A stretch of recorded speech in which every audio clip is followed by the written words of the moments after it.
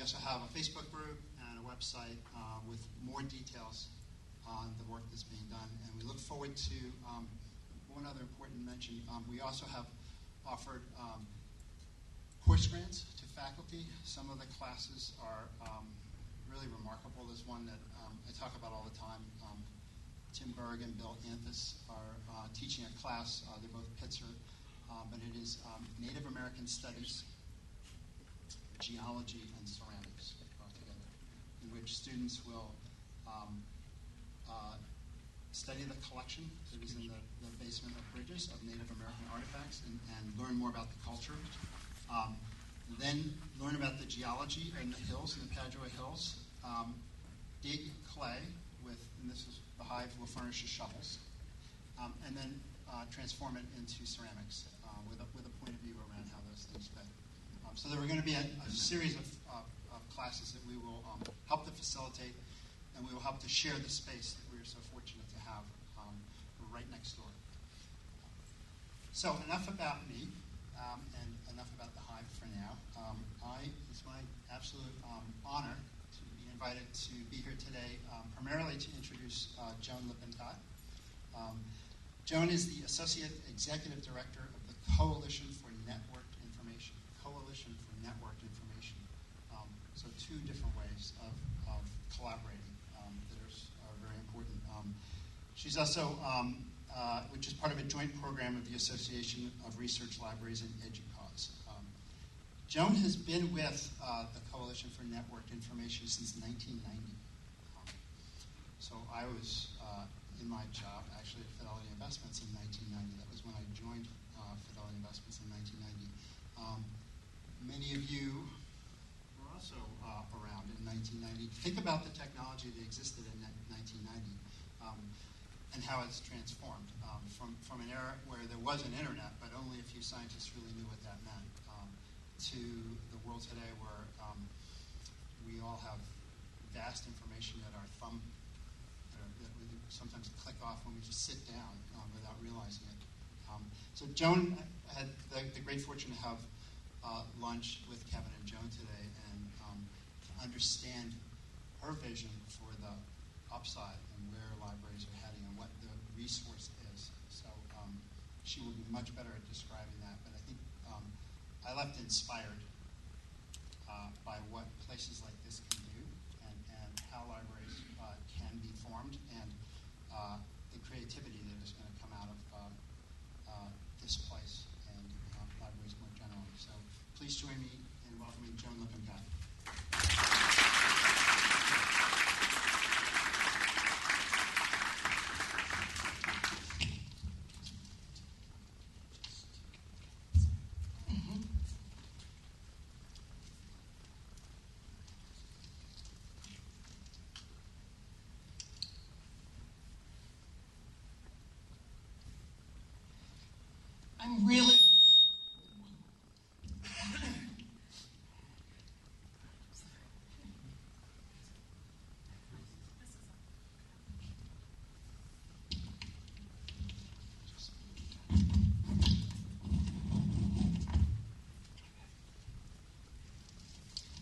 I'm really delighted to be here with you today. I've come back, and I was here, I think, about 18 months ago. What a transformation. It is really remarkable, the freshness of the space and the revitalization of the library, and I'm so honored that Kevin invited me to come back and speak to you on this really happy day. And I really want to focus on partnerships and the opportunities that a space like this affords the Claremont colleges and all of the students, faculty, and staff. I will be showing a lot of visuals, and so if you can't see a screen, there's the main screen, but some around the seating areas. Please, it doesn't bother me if you shift where you're sitting or standing while I talk so you can see better. And I'd also say I will provide a copy of my PowerPoint. I have URLs with all the examples that I'm showing so that if some in particular interest you, you can follow up on that after my talk. My talk will be in two parts today. The first, I want to talk about the opportunities that these new spaces provide for students to practice the scholarship or research in their fields. To me, this is one of the areas where we're losing a little focus, at least in the national discourse on higher education today, and yet it's an area where liberal arts colleges excel. And I myself am a product of a liberal arts college where I did a lot of research as a history and French literature student in primary resources. And I believe very strongly in understanding how people in the field actually do their research as the way that you engage students in their learning at the higher education level. So I'd like to talk in particular about how the kinds of activities that go on in these newly renovated spaces help create those new opportunities. And then the second half of my talk will be about encouraging students to view their work as contributing to a community, all types of communities. But one of the reasons I think this is particularly important is that we know that many of our students today, especially of the typical college age at our institutions, really live their lives in a social environment and in a digital social environment. And more scholarship is being shared, and there's more networking going on online in scholarly and research environments. And I want to talk about how the kinds of work that students can do now can help them engage in various types of communities. Well, at the heart of all this are revolutions in the way people are doing research and scholarship. And usually in the humanities and sometimes social science is referred to as digital scholarship, and science more typically known as e-science. And there really is a variety of ways that people regard this depending on the field, depending whether they've been engaged with new types of digital work. In the sciences, of course, they're far ahead in their use of high-end digital tools and networking. In the social sciences, there are many areas in statistical work and GIS and other kinds of fields where you could not do the kinds of work that social scientists do without new types of technologies. And in the humanities and arts, I'd say there's uneven interest and acceptance. I do want to stress, and Kevin mentioned this in his introductory remarks, that I do not think of these new technologies as a fad. You shouldn't just use new technologies for technology's sake. The primary reason to use them in research, and that includes student research, is to assist in answering new types of questions. In addition, some types of information are better represented in new forms, new media, visual representations, audio, interactive, participatory modes that are not available in the strict print format of the old-style journal and the print monograph. So I always feel that it's most helpful if I use specific examples. I want to stress these are not things I've directly participated in, but examples that I've seen in my forays for interesting kinds of projects. And they will, I hope, illustrate for you how the bringing together of new types of collections of content, of using non-text materials and using new digital tools can yield new types of research. So I'm going to start out with a project from the Australian archives. And in 1901, and I'm going to read an excerpt from one of the researchers here, one of the first acts in the Commonwealth of Australia was to create a system of exclusion and control designed to keep the newly formed nation white. But white Australia was always a myth. As well as the indigenous population, there were already many thousands of people classified as non-white living in Australia. Most were Chinese, but there were also Japanese, Indians, Syrians, and Indonesians.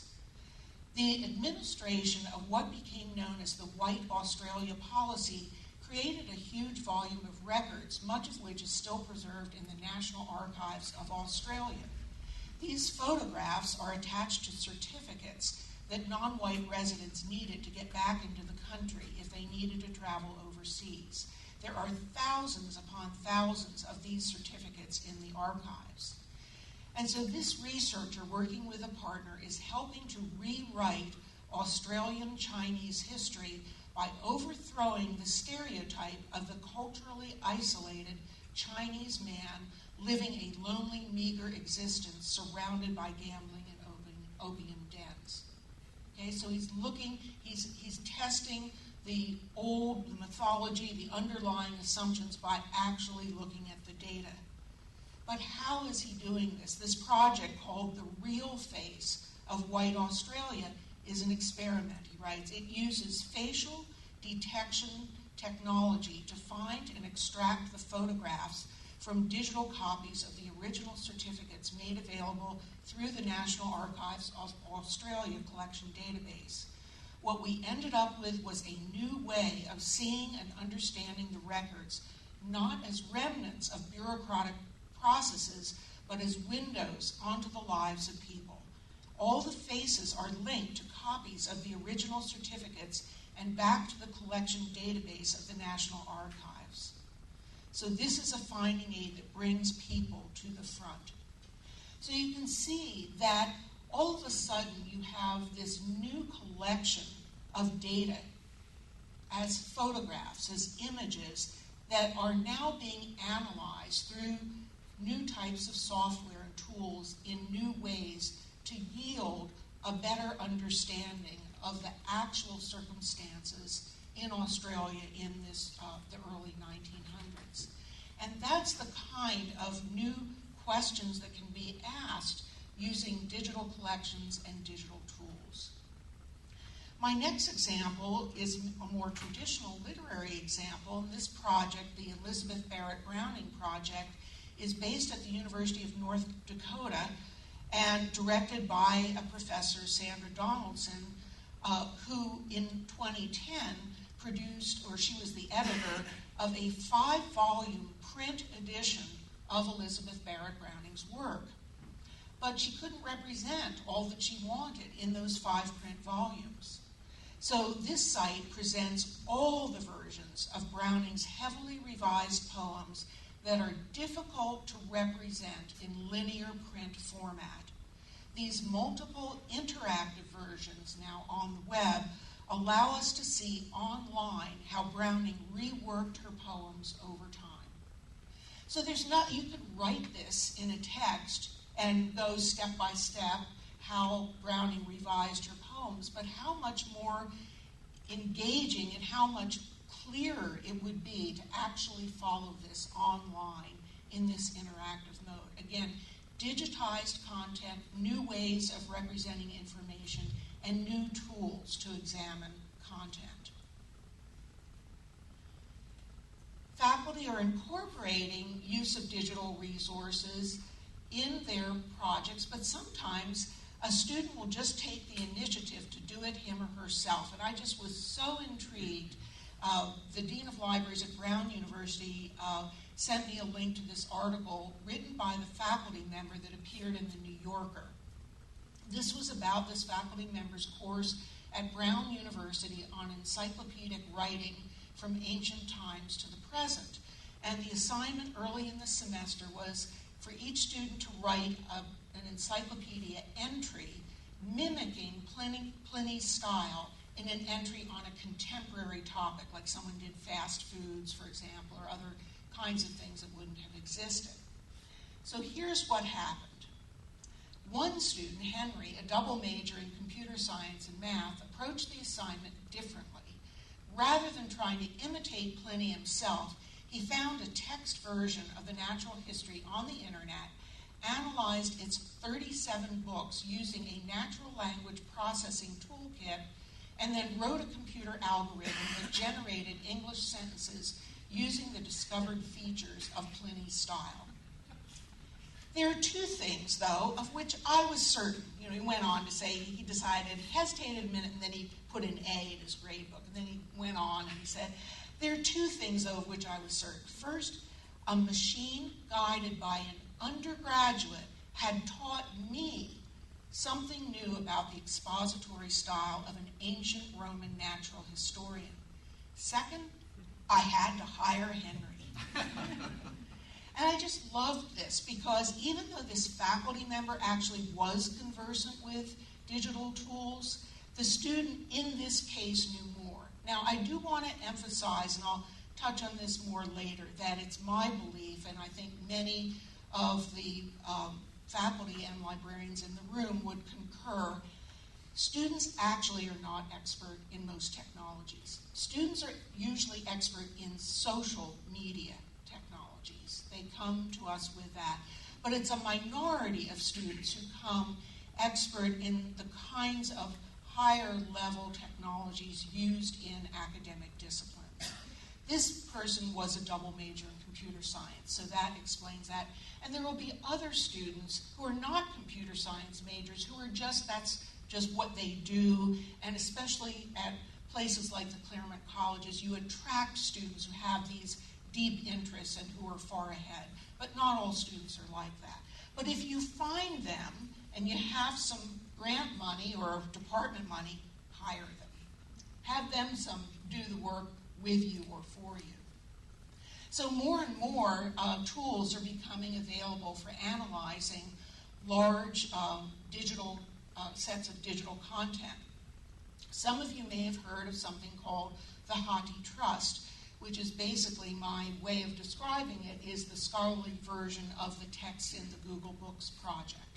So it's an enormous amount of textual material, mostly out of copyright, meaning older materials or public domain materials that were digitized in some of the major research libraries in the US and in some other countries. I think, for example, Oxford and maybe the British Library participated as well. And Kevin's told me that Claremont College is either just joining or on the verge of getting a membership in this HathiTrust. To me, coming from myself, a small liberal arts college that had a fabulous library, those libraries still cannot offer what a Harvard or a Yale library can offer. All of this has changed in the digital age, at least for some disciplines. Now, your undergraduate students have access to millions of full text of older materials. And they can exploit this material, and I mean that in a positive sense, in just the same as any student in the largest and most prestigious research university in the country. And so the HathiTrust has set up a research center. And one of the things that I want to note is that it is possible that when you want to engage in digital scholarship, the expertise, while there's lots of it here, may not be available for everything you may or may not want to do.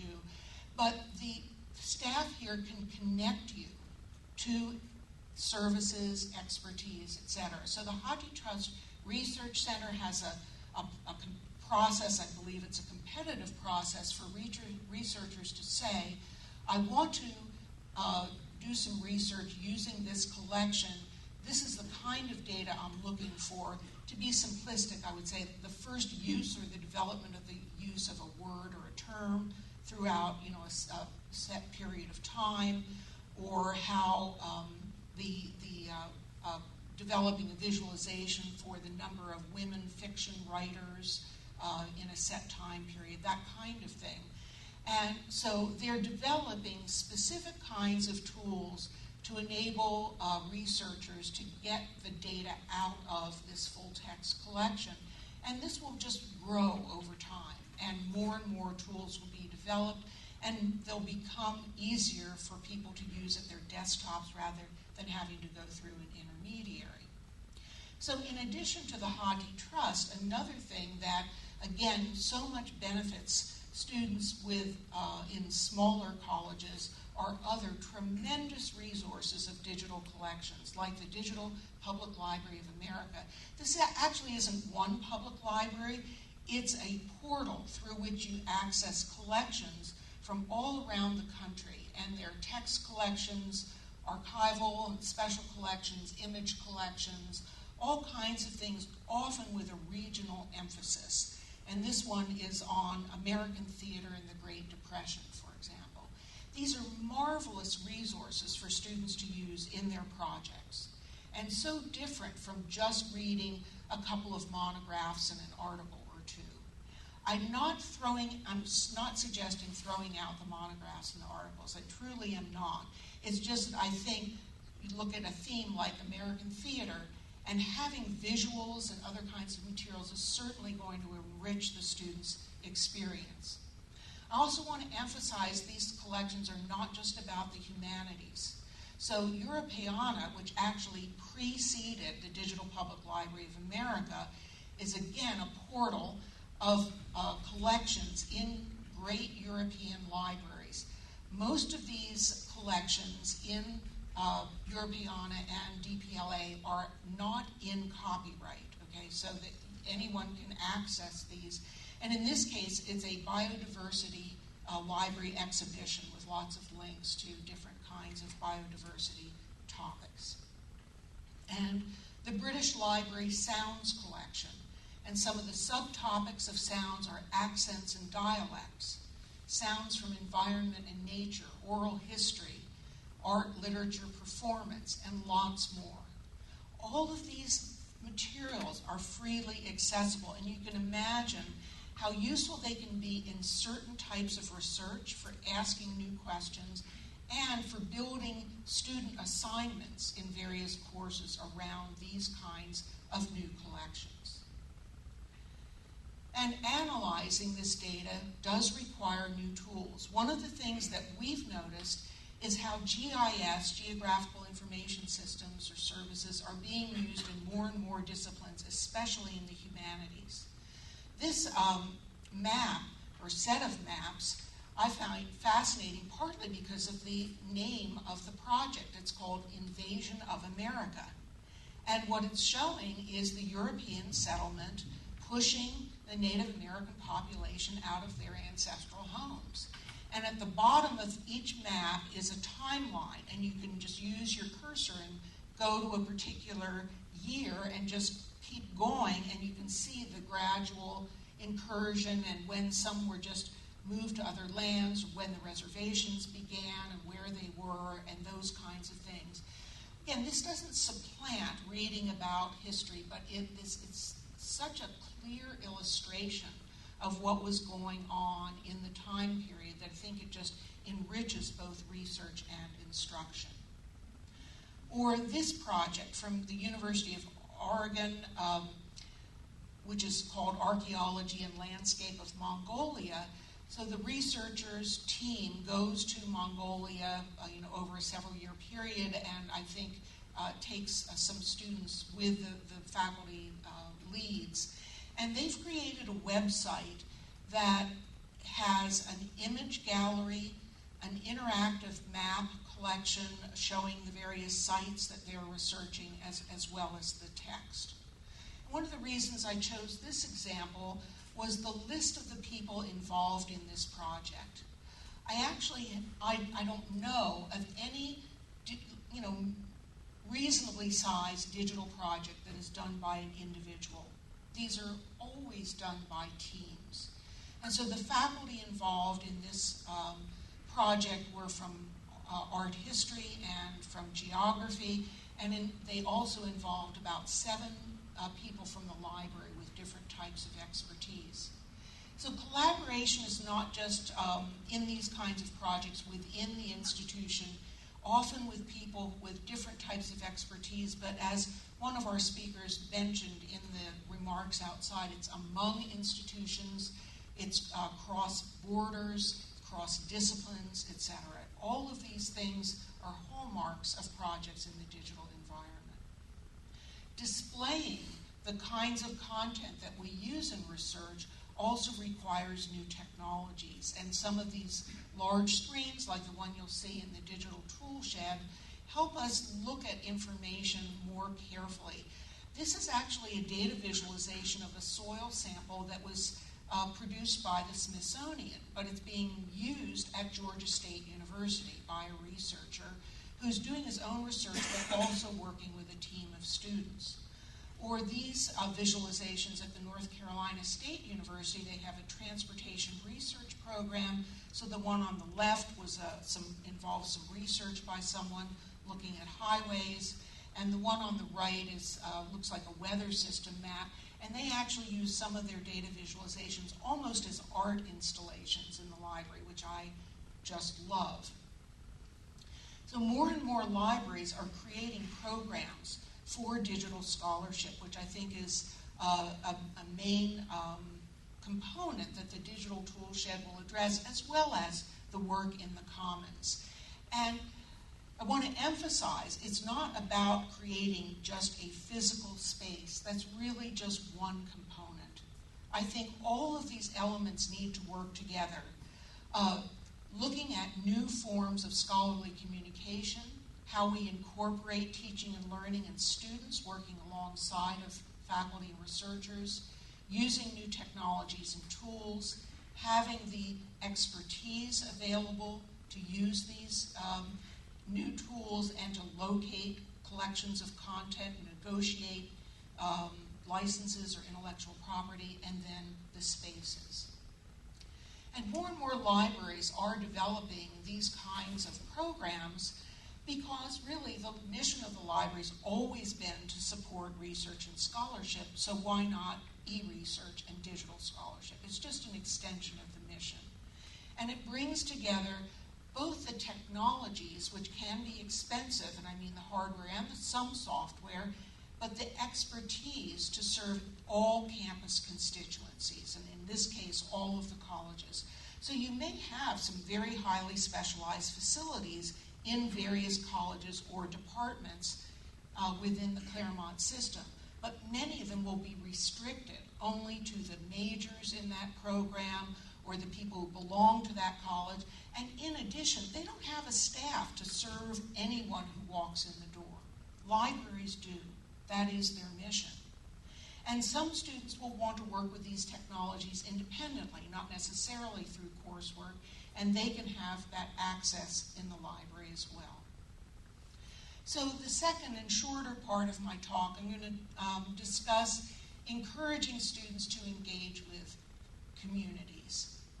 Now, when I wrote a paper when I was in college, I would type, and I mean type, it up, and hand it in to my faculty member. He or she would grade it, give it back to me, and it would either go in a drawer, or if I didn't really like it, it would go in the wastebasket, right?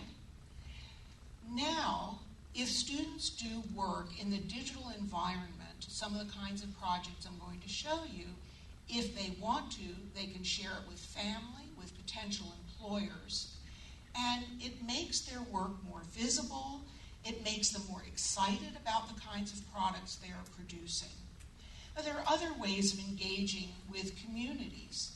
I'm going to show you some examples of projects engaging neighborhoods in the home community of the college, or projects addressing subgroups of the population that are of interest either because of the geographical location or the heritage of the faculty member or student.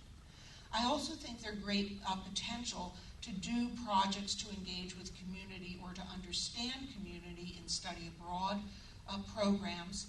And we have opportunities to connect students with researchers and scholars in a scholarly conversation through new digital environments. So I think what we're talking about here is promoting discussions, and there are some topics that are addressed in something called the Framework for Information Literacy, produced by the Association of College Research Libraries. I was involved in that project. And one of their tenets for putting information literacy into the curriculum is to talk about scholarship as a conversation. for students to understand better the nature of discourse in various fields, who has authority and what it takes to gain a place of authority in a particular field, the power of information, the economics of information, those kinds of topics. In addition, I really believe that in this day and age, somewhere in the curriculum, students need to be introduced to some of the basic concepts of intellectual property and privacy of information. I think that's really, really important, and there's usually no coherent way that that's happening in most colleges and universities. And I think students should have opportunities to look at new ways of presenting information and engaging audiences. So here's a project that was done at Lafayette College, so a small liberal arts college, and in this case with a faculty lead but working with a team of students. The local city is called Easton, Pennsylvania. And when urban renewal came through, they put highways through a lot of cities. I'm, very familiar with that era, and destroyed a lot of neighborhoods. And in Easton, Pennsylvania, they destroyed a Lebanese American neighborhood. And so these students, and it's a multi-year project, are doing a mapping project of what the community looked like before the urban renewal, and they're going out and finding people who lived in the old neighborhoods. They're doing oral histories, they're getting artifacts, and they're illustrating this through a website. At the University of Nebraska, Lincoln, they're part of a program called History Harvest. And in that program, in partnership with museums and other organizations, they send a team with faculty and some students around to a particular community, and the community members are invited to bring their objects and stories and participate in a conversation. And then the students and faculty digitize, curate, and organize these materials into a series of collections and exhibits. So the result is a collection of primary documents that reveal the diverse lives and experiences of multiple generations of Nebraska residents. So the highlights of some of their projects include a collection of letters and artifacts from a pilot killed during World War II, a collection about Nebraska's African American community, and illustrated here, an exhibit about refugee communities, and this one is a Syrian, I think, refugee. I came across this one very recently in looking at the program for an upcoming conference called the Digital Library Federation Conference. This is really competitive to get a paper into this program, and this piqued my interest, and I looked at the abstract, and I found that an undergraduate student from Lafayette College is presenting. This is really unusual. Even to have graduate students presenting at this conference is unusual. So I'm quoting from his abstract on the Hadrami diaspora. Over centuries, merchants, religious scholars, and Sufi mystics have migrated from the Hadramaut, a region in southern Yemen, to various coastal regions of the Indian Ocean. This has led to the formation of diaspora communities in East Africa, India, and Southeast Asia. Using descriptions of Indian Ocean port cities written by a renowned 14th century traveler, this project presents an interactive map that traces his travels in relation to migration and influence on Indian Ocean trade and culture. The purpose of this site and visualization is to highlight Hadrami migrants who played versatile roles in an interconnected Indian Ocean world. Now, I know some of your students here at the Claremont colleges are doing really high-level work, but one of the things that I've noticed is when students are excited about a project and engaged in representing it in the digital environment, just something takes it to a higher level. The engagement, I think, just really explodes. And I think it's this shareability. It's the realization that this is not going to sit in a drawer. This is not just going to be between them and a faculty member. This is going out to the world. And really, he is going to connect with this entire diaspora through this project. And it's pretty amazing, I think. I also like the fact that part of his website included his sources. He has a bibliography there. Good for him. A lot of these projects don't show that as a primary part of what they're doing. So here's a really nice course project that was developed at the University of Richmond. Again, it's a relatively small liberal arts college called Location and Timeline in Paris. And so one of my favorite literary eras is the early 20th century, with a lot of the American expat authors like Hemingway and F. Scott Fitzgerald living in Paris and going to Gertrude Stein's salon, etc. And so in this course, students develop a map, and they choose or assign authors, and the map shows either where the authors lived or the cafes they frequented or whatever, and they developed a timeline that's on the website. But if you click on any of those circles on the map, up pops an essay about that particular author. So I think it's a great example of how you can combine a traditional essay assignment with an interactive and geographically rich kind of representation, and public representation. Another great project is this fly-through of 17th century London by a group of students, and these were, I think, these were all game design students at a university in the UK. Through a collaboration with the British Library, offered a prize along with some game and technology companies. And so the model focuses on the area, it's of 17th century London. The model focuses on the area around Pudding Lane and the bakery of Thomas Fariner, where the Great Fire of 1666 started. Although most of the buildings are conjectural, the students used a realistic street pattern and even included hanging signs of genuine inns and businesses mentioned in Samuel Pepys' diary. And the project was entered in this competition. So I think that a lot of people, if they haven't delved into it, think of multimedia and game kinds of projects as very facile and very kind of unacademic. But you can see the thought and the research into resources that went into creating this kind of very high-level technology output, and these are the winning students. So here's something that is lower tech, but also really important. This was done at one of the four-year colleges of the SUNY system for an art history class. During Open Access Week, the students were asked to find images that were in the public domain and that they could prove that they were in the public domain, and then the students created mashups and printed out posters. And then they had to apply a Creative Commons license to their poster, and these were displayed all around the library with an explanation of what this course project had been about. What a great way to teach instead of some dry lecture on intellectual property. And then this one, which is a little bit different, is about developing team skills in digital projects. These students were in a biology class, and they developed a website about cancer biology.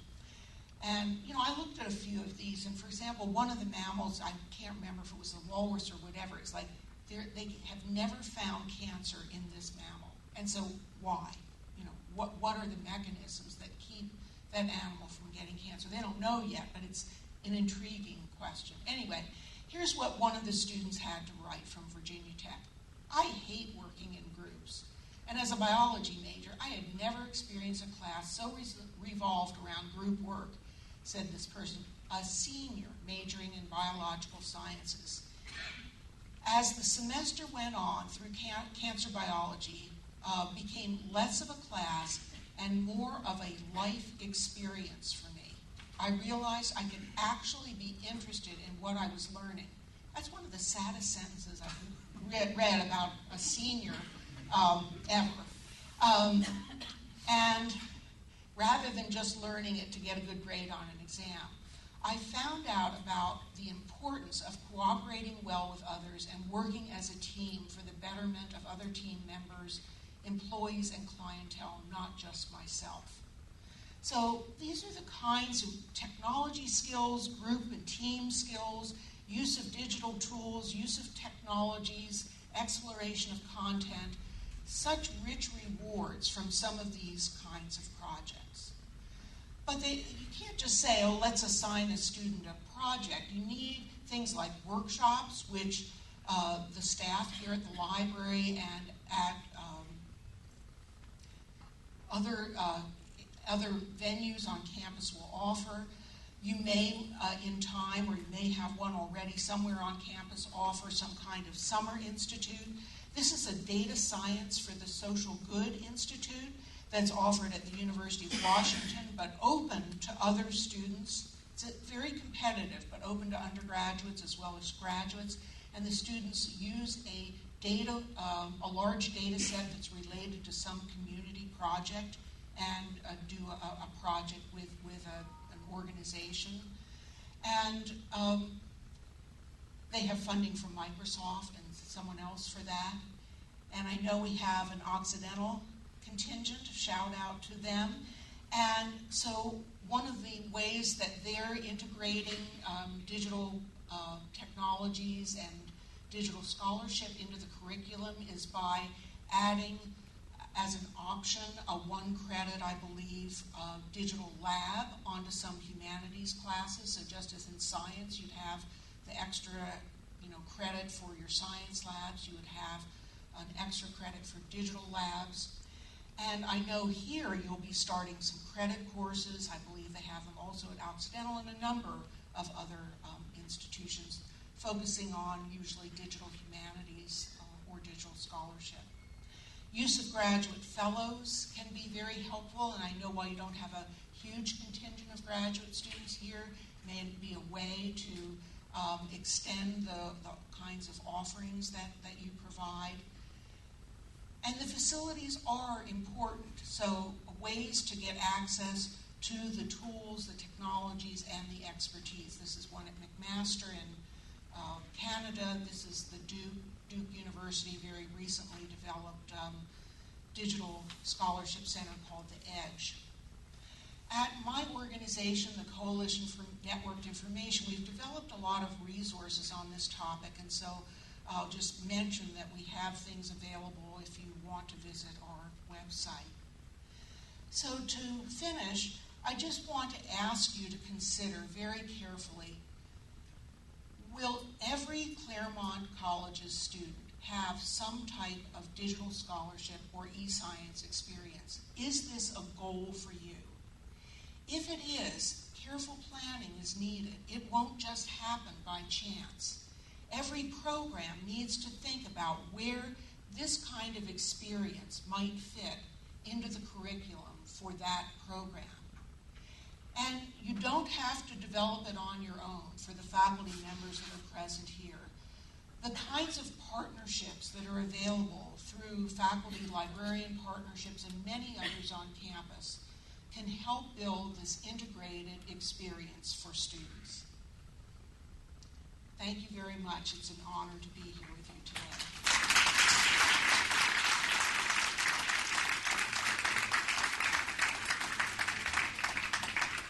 I will be here through the rest of the program. I don't scatter about kind of walking you through your program. If you didn't get one on the way in, they're scattered throughout all the tables, so feel free to grab one.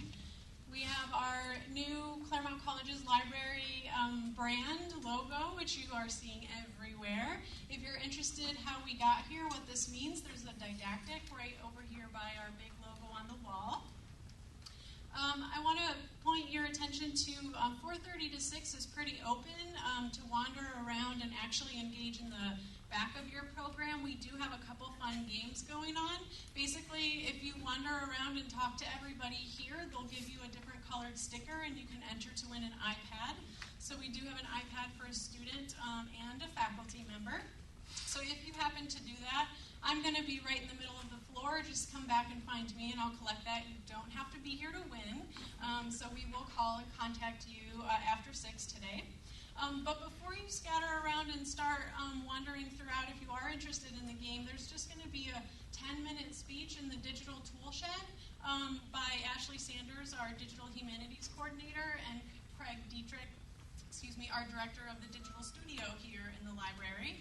So to get to the digital studio or the digital Toolshed, we have a couple signs taking you across the bridge and straight on towards data. So please stop by. Refreshments are over there, and they're also in the lobby where the special collections exhibits are going on. So you've got a lot of options to spread out, check out everything. Feel free to engage with some technology here in our new spaces, and ask Joan some questions if you want. Let's thank her one more time. Thank you so much.